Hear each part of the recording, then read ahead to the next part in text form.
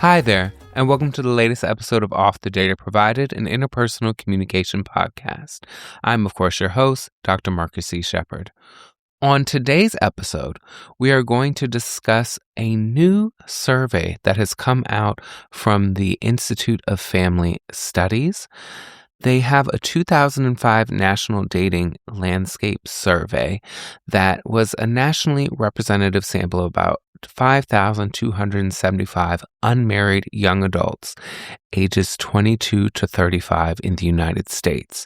And what they found might be shocking to you, or maybe not, depending if you're in the dating field.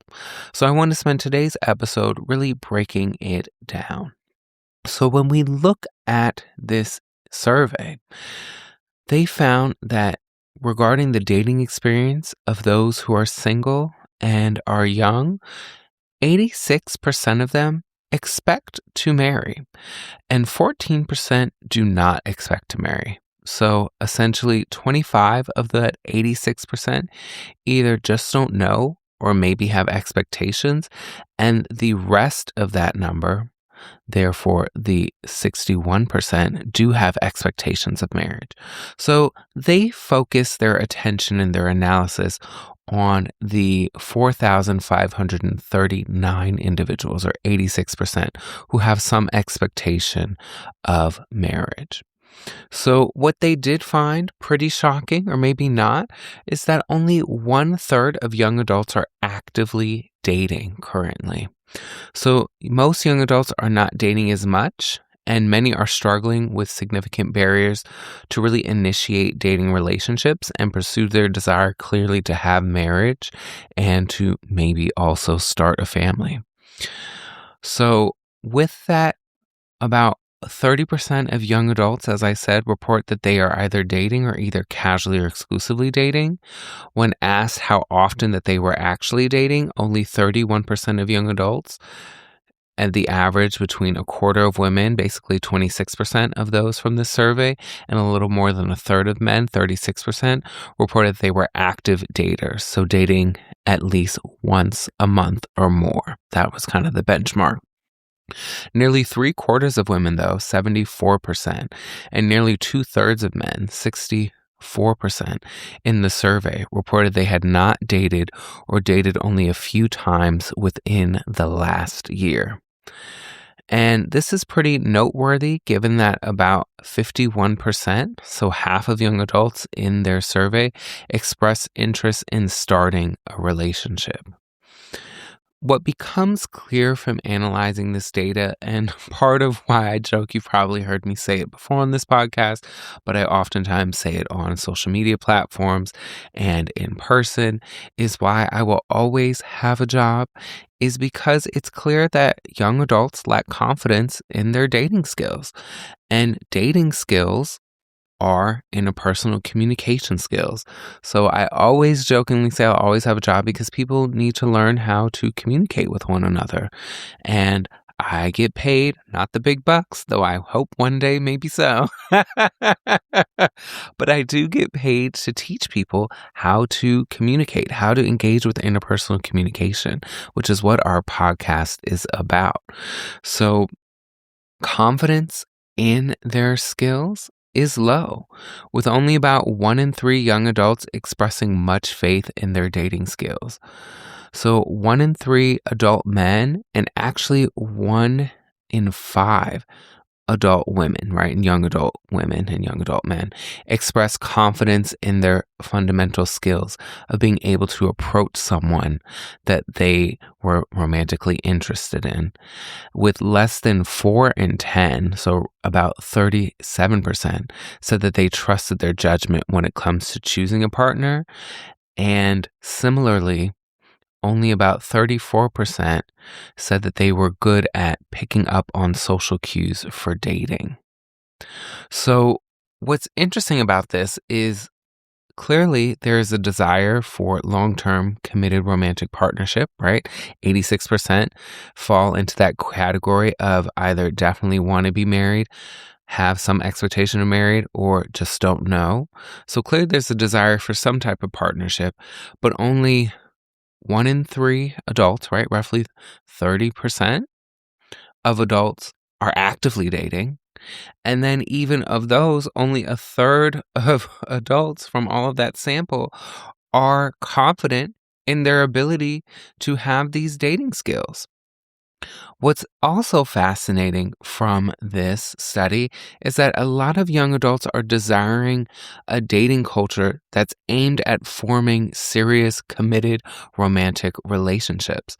So even though we always see narratives around hookup culture or people who want to casually date or just friends with benefits, what's fascinating from this sample is that 83% of women and 74% of men are interested in a dating culture that's focused on serious relationships.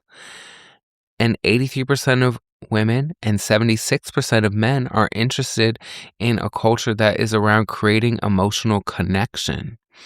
These are clearly in line with our quote unquote traditional guise or views of dating, where people are looking to build that committed romantic relationship. So, this narrative of desiring hookups or being unattached or casually dating, when we're looking at these numbers, of course, from this United States sample of young adults between the ages of 22 and 35, the majority of them, I would say 83% for women and between 74 and 76% of men, are desiring serious, committed romantic relationships.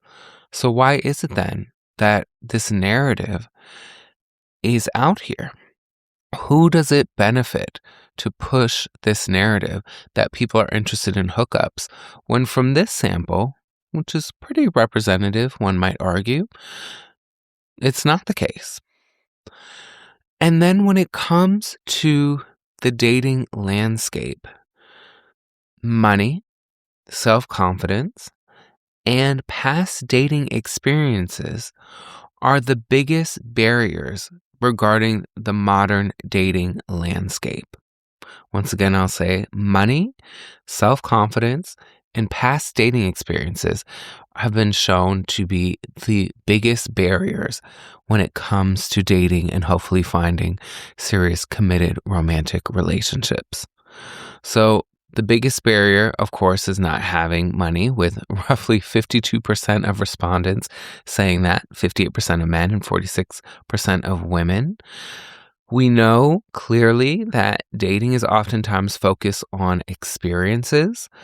The most traditional dating experience is usually going out to eat somewhere that is going to require someone to pay for the bill. Sometimes that is dinner and a movie. Maybe it's just dinner. Maybe it's dinner and a show, dinner and a sports game, dinner and an activity. But that can add up pretty quickly. We also, from this survey, found that they reported that they were getting in their own way when it comes to dating due to lack of self-confidence. 49% of daters said that they lacked self-confidence, and 48% of them said that they had a bad dating experience in the past, which has made them cautious when it comes to approaching modern dating. This is why, as I say, I'll always have a job, because part of my job, especially when I'm teaching interpersonal communication, is to help build your confidence, your self-confidence. Work on that intrapersonal communication, right? Intrapersonal communication is your internalized communication. And as I always tell my students, especially when it comes to dating, is you're not looking for somebody to complete you. You're looking for someone to complement you. You're looking for someone to add to you. We're always works in progress. I don't agree with people who say until you have yourself fully figured out, you shouldn't be dating. In reality, we're always evolving. We're always growing. We're always changing. So does that mean that you would never be available or able to date? I don't think so. But what I do think is important is you have a strong sense of self and a desire, and know what you want, know what you'll tolerate, and also know what you won't tolerate. Those shall not rules, as we talked about. Those things that if they occur, you step away.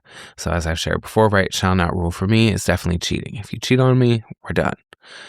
shall not rules for other people can be other things. But I think a cheating is usually a shall not rule that a lot of people are able to identify, or lying, withholding the truth, maybe talking with your ex or being very close to your ex. You can do whatever you want in shall not rules.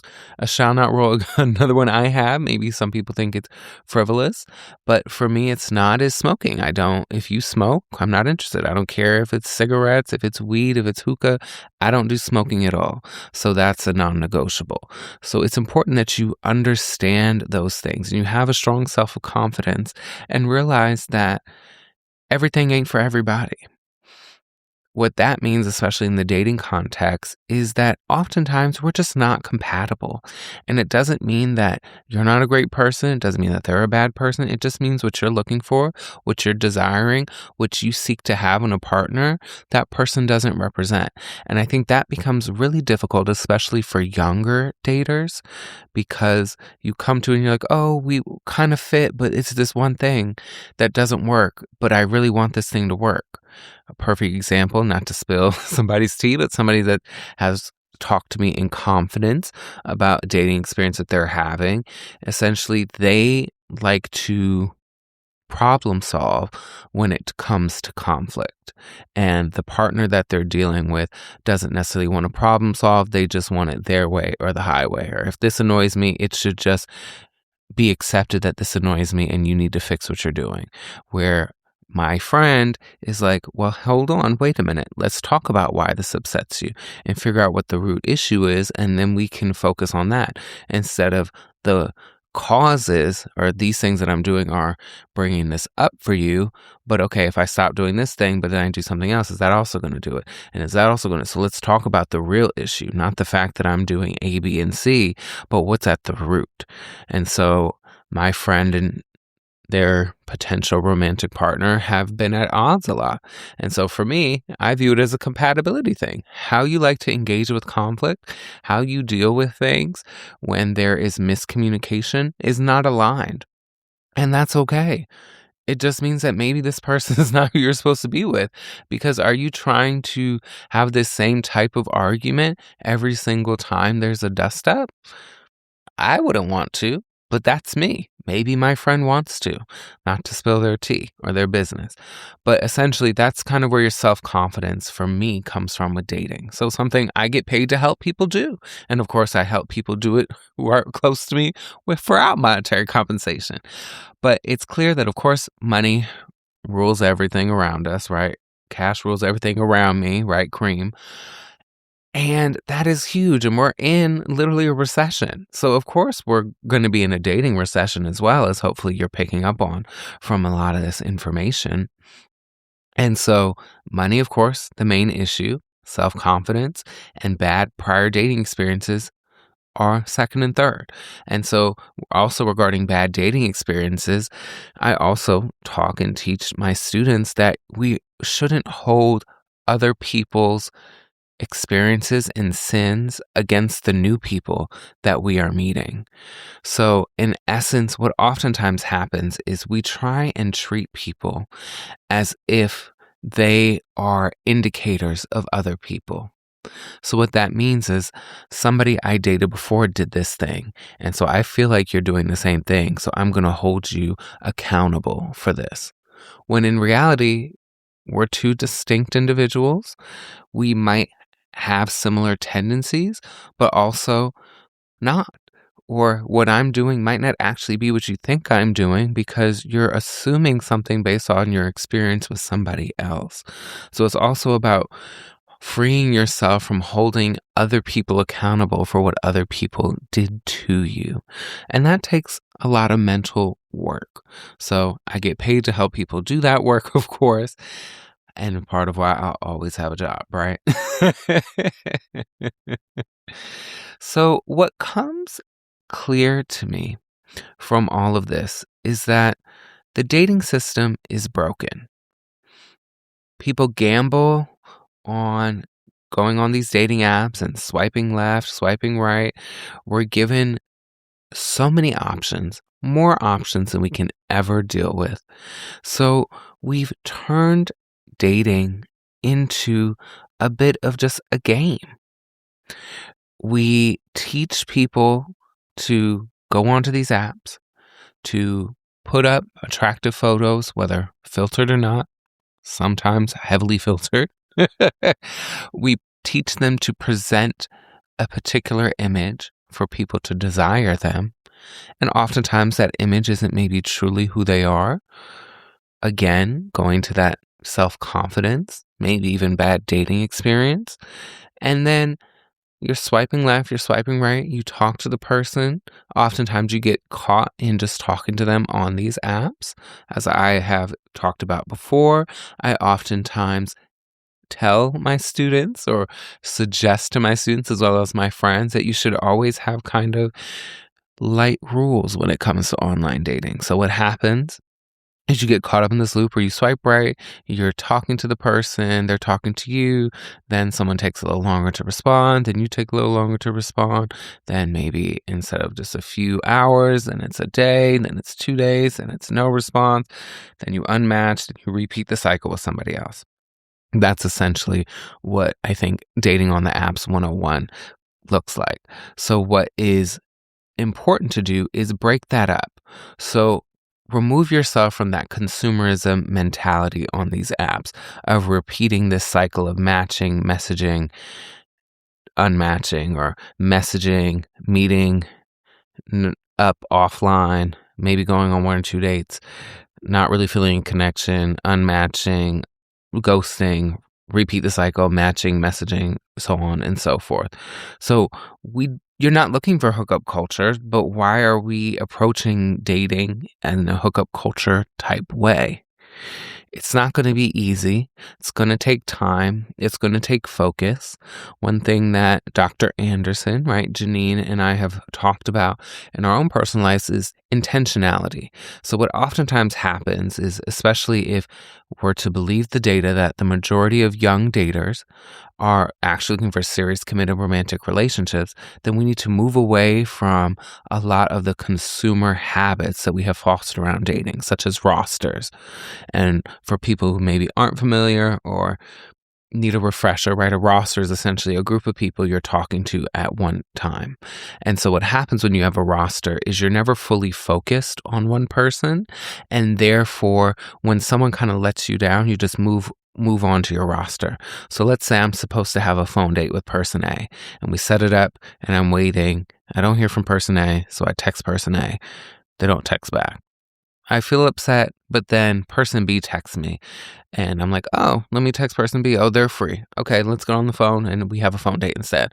I don't really sit with my disappointment. I don't sit with my hurt feelings. I don't sit with my frustrations, my anger, whatever I'm feeling, because person A has not responded to my text, nor did they call me for our planned phone date. I've now just moved on. The feelings might be hurt a little bit. Maybe person A reaches out to me in a day or two and apologizes and said X, Y, or Z. And I'm like, okay, whatever. I'm not really feeling this, but I still limitedly engage with them. And maybe I now shift them down their number in the roster pool. And usually it's just not 2 people. People are talking to 3, 4, 5 plus people at a time. So if we're looking to break free from that consumerism mentality, then we need to be intentional.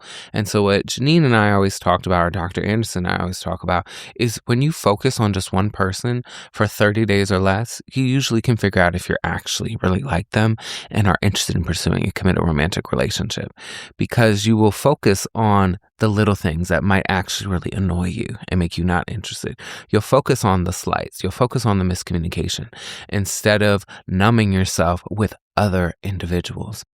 So we want to hopefully change our dating experience by maybe focusing exclusively on one person at a time.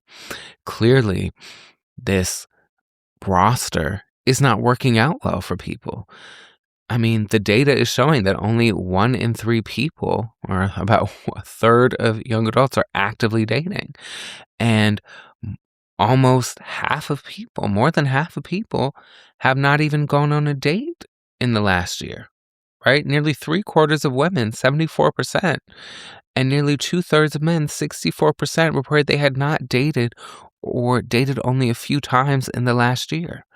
So we need to break free of that roster. We need to focus on ourselves, focus on what are my shall not rules, who am I, really put forth who you are. Because what happens sometimes in this online dating space is you put out a version of yourself that isn't your quote unquote sincere self.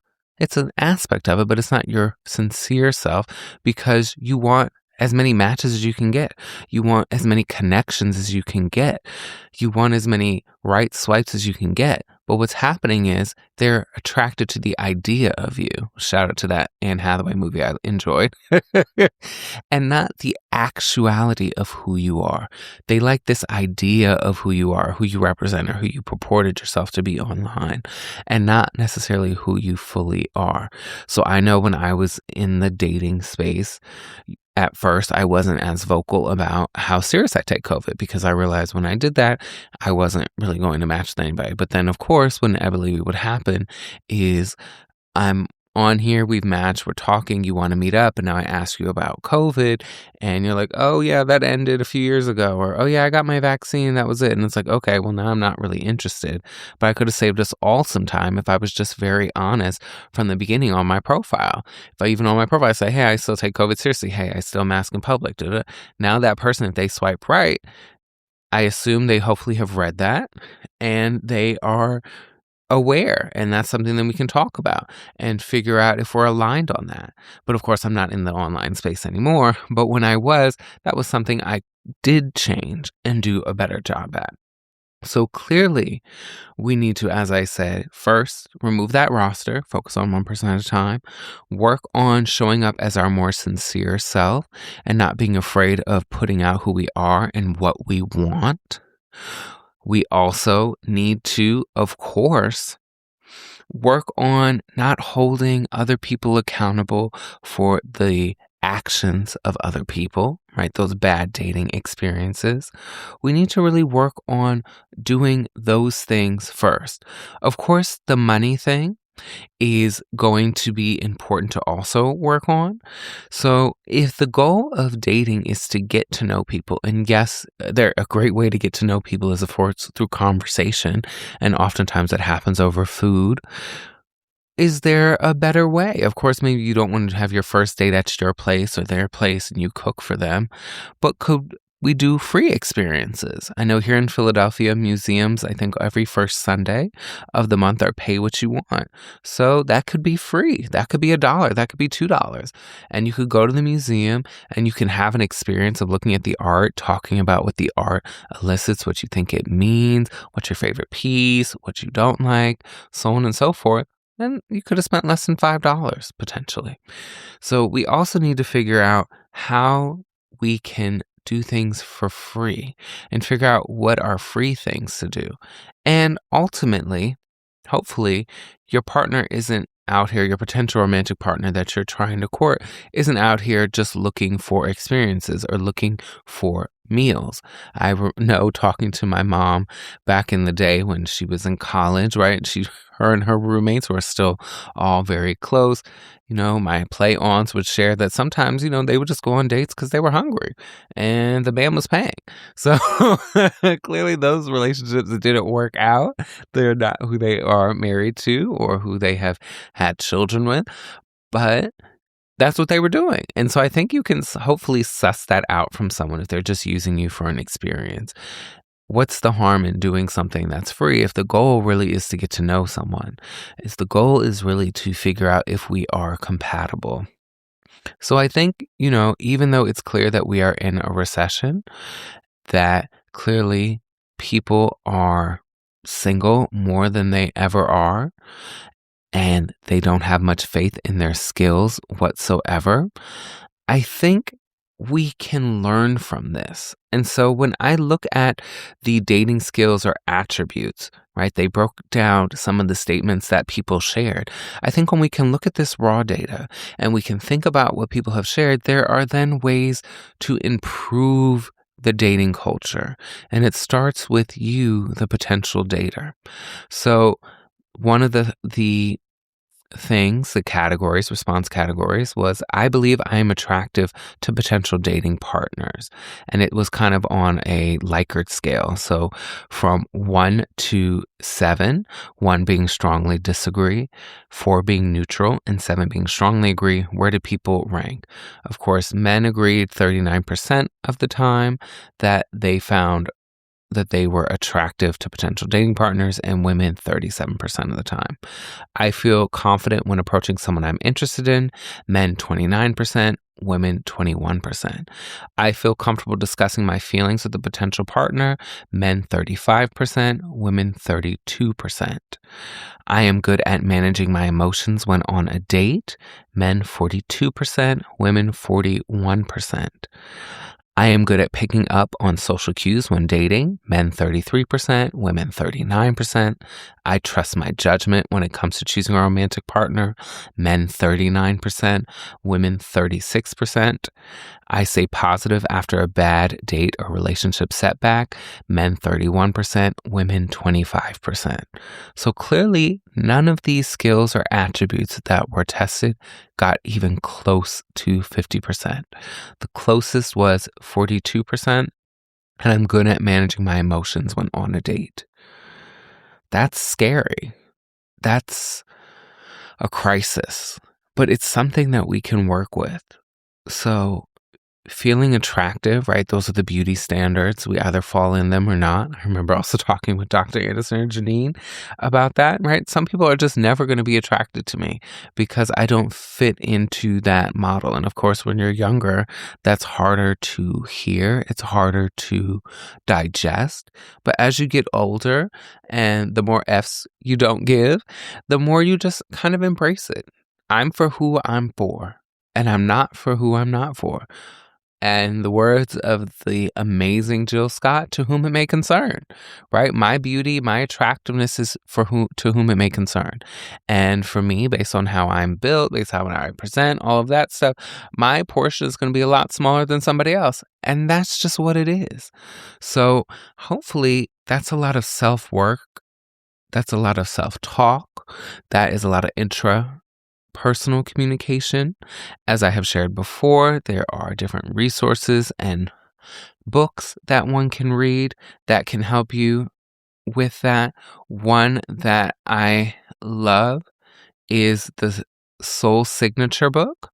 It is called, and I'm just pulling it up right now, it's called Discovering Your Soul Signature, a 33-day path to purpose, passion, and joy. I always butcher the author's name, but Panche Desai, I believe. The last name is spelled Desai.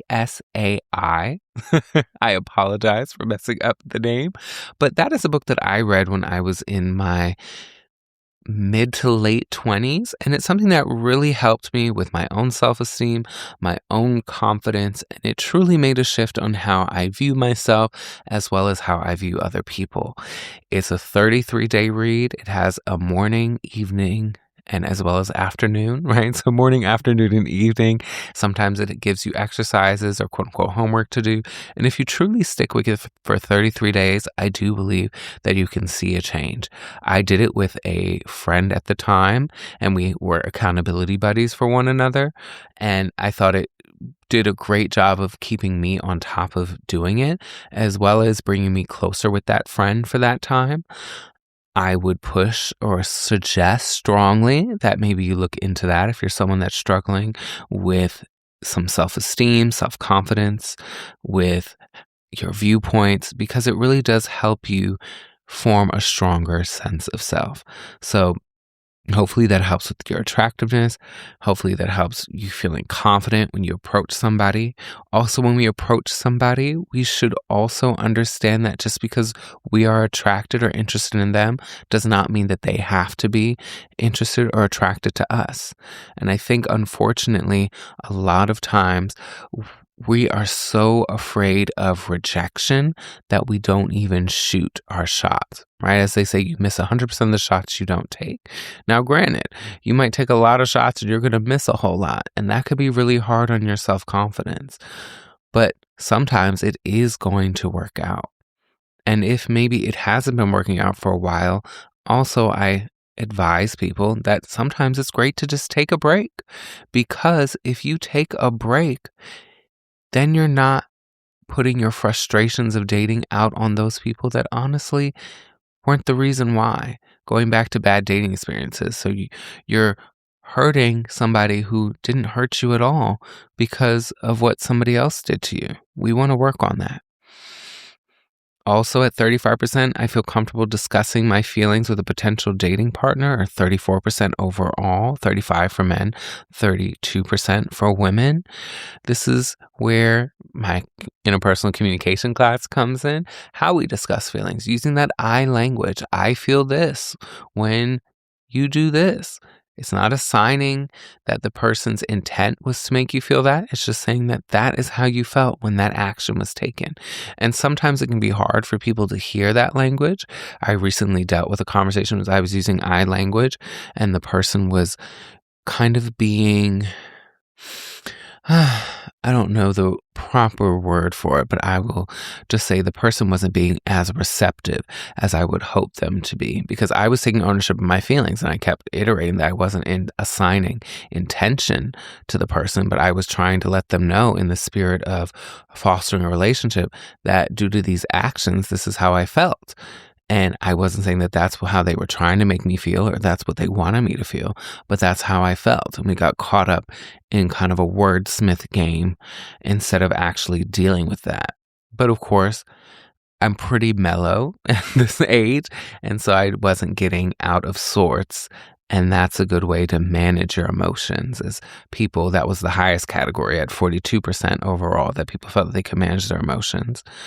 Picking up on social cues at 36%. I think part of that is just the fact that people aren't dating. People aren't really getting those experiences.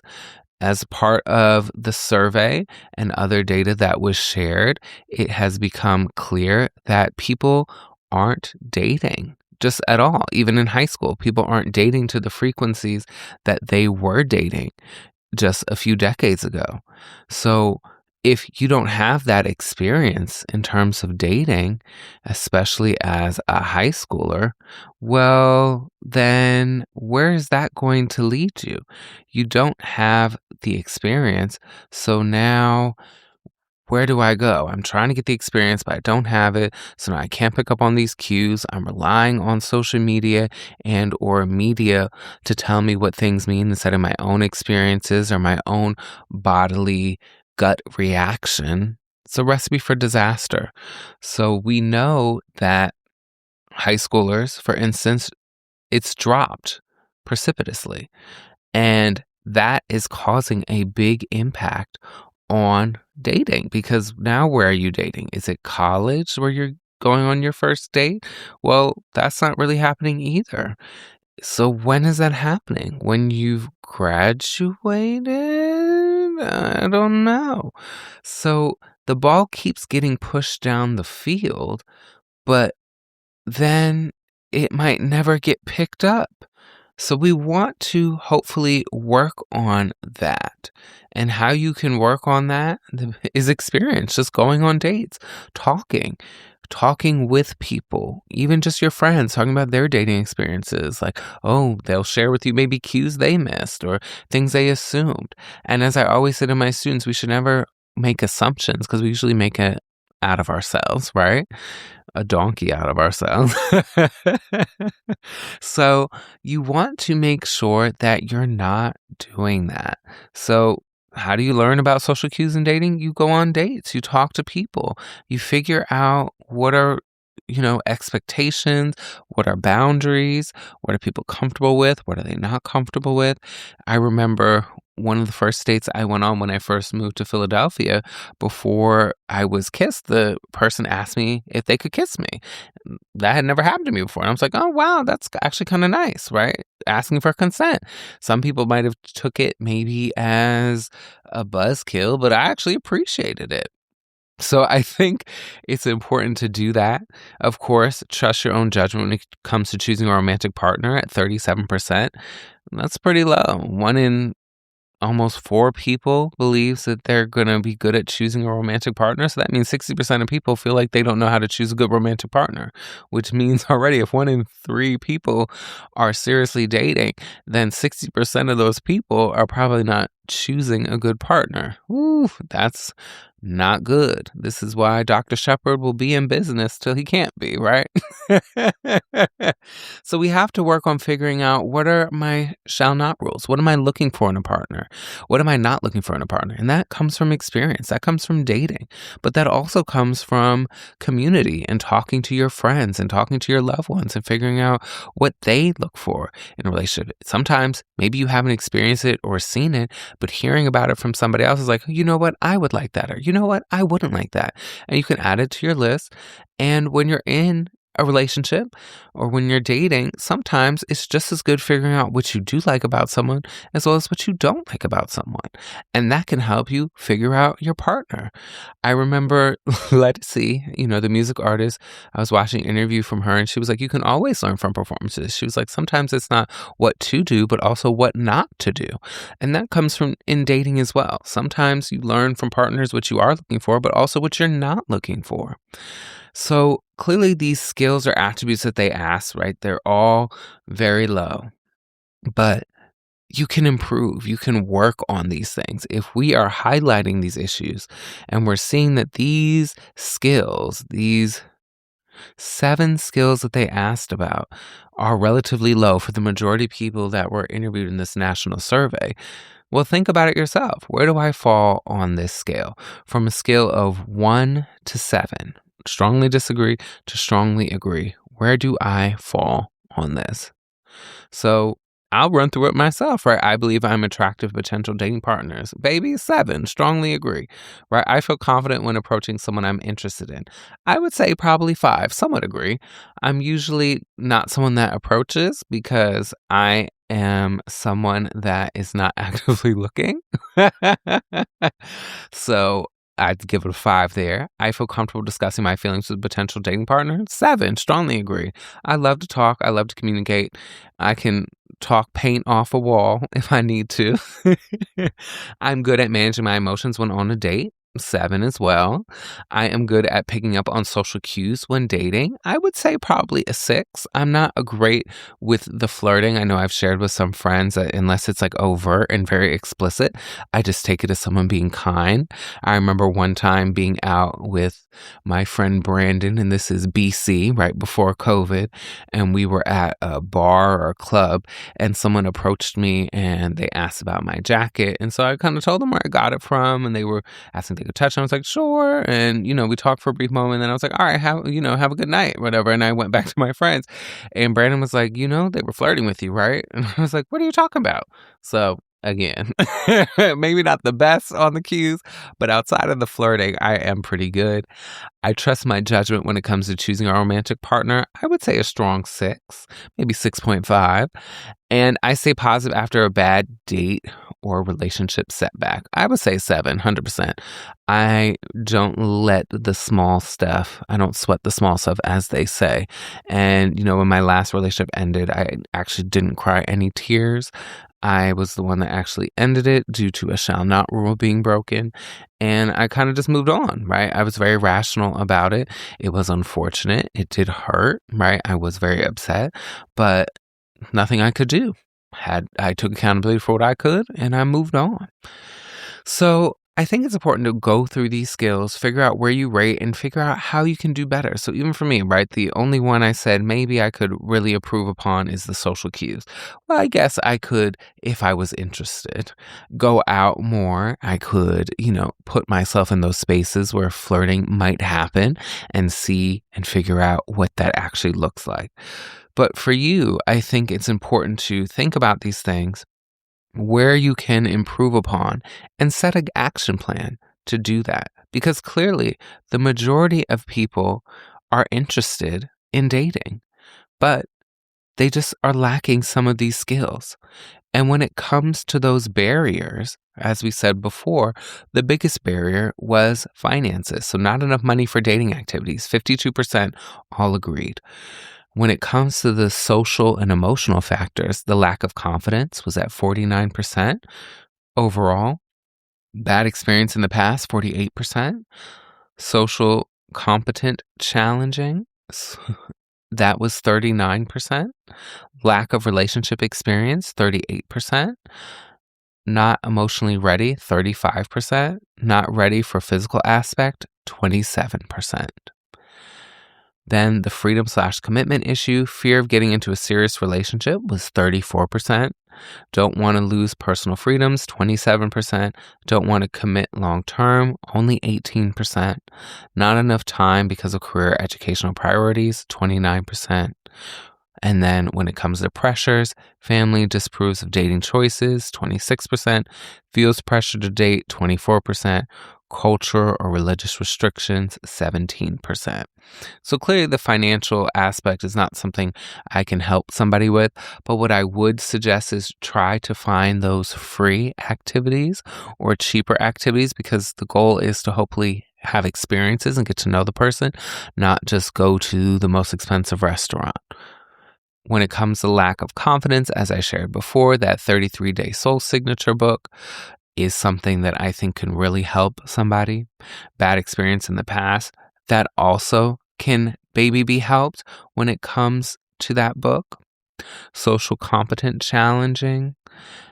Social issues, that is, as we have discussed on this podcast, social media unfortunately has made us actually less social. So sometimes we lack some of those competency skills. So for that, you got to get out in the real world. You got to have conversations. We have to put our phones away, not just, flipped over, just totally take them away. As we talked about before, studies have shown that when the phone is even just out, when it is in our view site, the quality and level of conversation decreases. So if we want to work on our social competency skills, let's put those phones away. Let's communicate. Let's work on self-disclosure. Lack of relationship experience, the only way to get it is to get your head in the game, as they say. You got to go out there. You got to date. You got to put yourself out there. Not emotionally ready, I think that is a personal choice and decision. You have to figure out what you are looking to have in order to feel secure and ready. I can't be the judge of that for you, right? What I am emotionally ready for and what someone else is emotionally ready for are two different things. But I think it is important to ask yourself, what is holding you back? What are your anxieties around dating? What are you worried about? And then, of course, not ready for physical aspect was pretty low at 27%, right? 26% of men said they were maybe not ready for the physical aspects of being in a relationship, where 28% of women said that they were not. So again, that is up to you and your boundaries. And when it comes to those pressures, as well as freedom and commitment issues don't seem to be that serious, right? 34% of individuals had a fear of getting into a serious relationship. So that means that 2/3 of people are not afraid. So a third of people are afraid. Okay.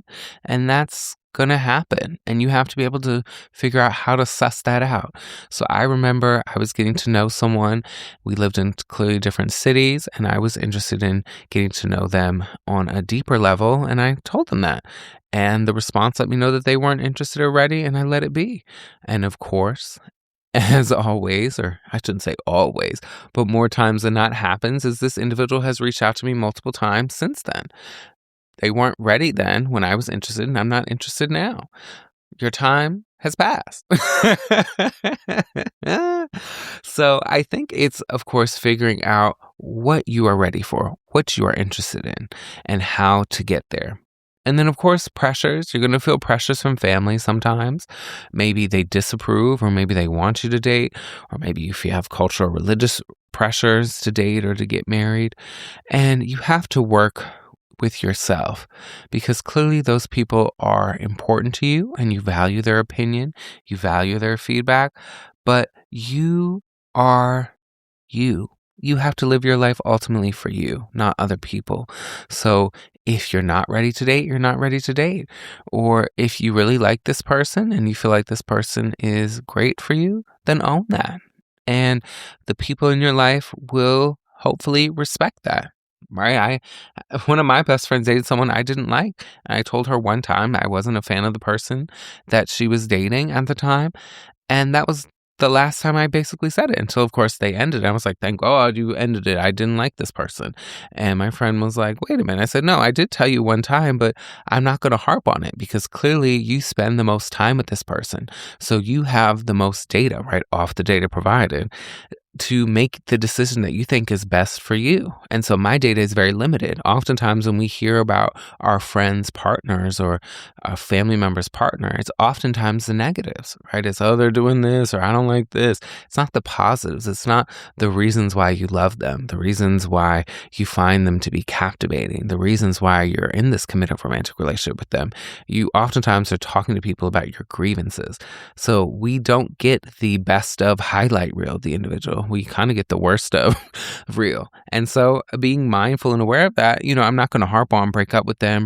Even my friend who's kind of going through his woes right now, I even told him, I said, I'm not trying to be team break up with this person or team stay together. I'm just trying to help you figure out what is best for you because I can only go off of the information you tell me, right? Literally off the data provided. Why I call this podcast off the data provided is because I am only as good as the information that someone provides me to make the most educated guesses and suggestions and feedback. So work on that for yourself. Get a strong self-confidence. We also hopefully want to prioritize offline connections. We want to work on our dating skills. So clearly, hopefully listening to this podcast might be a aspect to help you. There are, of course, books that can help you. I've written one myself, Midnight Musings, Interpersonal Communication and Social Media. It's more so a textbook, but it does give you some helpful tips and tricks when it comes to interpersonal communication and dating. You might also focus on role playing sometimes. Like it sounds crazy when I say it, but I actually do it in my interpersonal communication classes. And my students kind of laugh at first about it, but they actually get a lot out of it when you role play these scenarios. So maybe do that with some friends. Role play a bad date, role play things going wrong or things going south. It helps you take away the anxiety when you have kind of experienced it before. And so role playing with friends is a great way to remove the pressure because it's just your friend and it's just a fake scenario. But if something happens, you've kind of gone through it through this quote unquote acting challenge. And lastly, what I would say is really focus on who you are, what you want, and of course, what you don't want or won't tolerate. When you have that strong mindset in play, it is a great way to figure out where you are going and how you will get there and what you won't tolerate along the way. So those would be the things that I've taken from this survey. Clearly, there are millions and millions of young adult daters. This survey focused on 5,275 unmarried young adults between 22 and 35. And their particular analysis focused on 86% of those individuals, right? 4,539 people, with 14% of that 100% total saying they didn't expect to marry, so they removed them from the sample because their focus was on those that either just didn't know, maybe had an expectation, or fully wanted and expected to get married. So from 4,539 people across the United States, clearly this gives us somewhat of a good starting tool to figure out where we go during this dating recession. Of course, money is a huge issue because most people's engagements when it comes to dating is going on that dinner date, that quote unquote famous Twitter $200 date. But we have to figure out if the goal is committed romantic relationship, if the goal is long-term partnership, if the goal is marriage, the goal is family. Does it really matter if we do a $200 date or we do a $100 date, or we do a $20 date, or we have a really cute picnic in the park where I've put together a picnic basket with a bunch of your favorite snacks and foods and my favorite snacks and foods, and we watch the sunset and listen to music and talk. That sounds like a really great date, and maybe even a really great first date. Doesn't seem like a lot of money out there, but of course, a lot of effort is put into that. So, of course, money is going to be a huge issue, but figure out and focus on how to maneuver around that. And then, of course, your own self-confidence is going to come into play. And these dating skills, these conversational skills. To me, it was always funny on social media, or not social media, on these dating apps when I was on them, where people would like stress that, I'm looking for someone who knows how to communicate. And, I'm a very good communicator, I would argue. And I think most of my students would argue as well. And I'd match with some of these people and they didn't know how to communicate, or their form of communication was just responding to what you've asked and then maybe saying, and what about you? And what about you? Or they wouldn't even ask you a question. They would just respond. And I don't think anybody wants to interview somebody. I know I don't. And so once I figured out that that was a lot of people, I would be very intentional. I would ask pointed questions that they would respond to, but then wouldn't really have the ability to just flip and say, and what about you? And 9 times out of 10, the person wouldn't know how to progress the conversation. And that, to me, was a sign that we weren't a match. And that's okay. But I wasn't interested in being the one that was pushing the can most of the time. I was looking for someone who put in the effort as well. So work on your self-confidence. Work on figuring out your shall not rules, what you won't tolerate. Work on what you are looking for in a partner. Sometimes it's great to write these things out. Sometimes it's great to just have a conversation about it, even just with a friend. When we have to explain ourselves to other people, we have to translate it. And sometimes when we're translating it so that other people understand, we figure out more about ourselves. Sometimes we say things explicitly that we had only understood implicitly and maybe haven't even really thought about. So work on these things. And I think if you do, you will hopefully have a better experience with the dating field. And last but not least, as I said before, but repetition, as I tell my students in my public speaking class, remove that roster. Be intentional. Do 30 days of intentionality when you match with somebody that you're really interested in. And oftentimes, as Dr. Anderson and I, Janine and I can attest to, you don't even need 30 days. Sometimes you don't even need 32 hours. Sometimes you don't even need more than a few hours, and you can figure it out. But if you have a roster of people and you're only giving them all limited attention, you never really get anywhere, and you're stuck on that hamster wheel. So those are my thoughts, my musings from this National Dating Landscape Survey from the Institute of Family Studies. It, of course, is in the description of our podcast if you want to look at the study yourself. But I hope I did a pretty good job breaking it down for you so you can understand and figure out why and where we are in this relationship recession. I said I was going to do some Ask Dr. Shepard this week, but because this podcast is running almost into an hour, I think I will just save them till the next one. But of course, if you have any Ask Dr. Shepards, feel free to email me at offthedataprovided@gmail.com. Once again, that is offthedataprovided@gmail.com. And I will see you all on the next one. Goodbye.